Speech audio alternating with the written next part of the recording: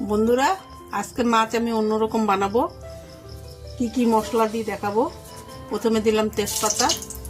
আজকে মাছে কালো জিরাও সম্বাদ দিব না, রাঁধুনিও সম্বাদ দিব না। আজকে মাছে দিব আমি 5 ফোড়ন সম্বাদ। তারপর বন্ধুরা, এই যে মশলা গুঁড়া করা হয়ে গেছে, মিক্সচারে গুঁড়া করে নিচ্ছি।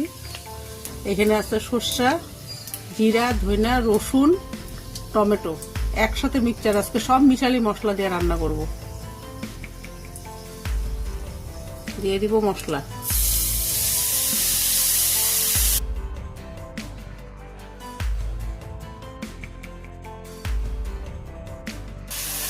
বন্ধুরা, এই যে আলু ভাজা রাখছিলাম, আলুটা দিয়ে এখন কষাবো।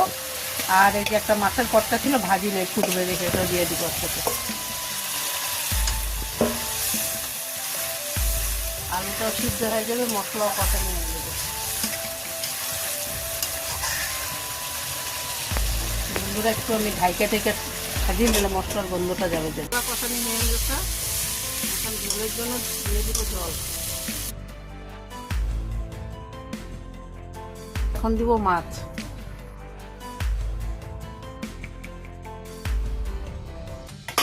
দিব ধনিয়া পাতা।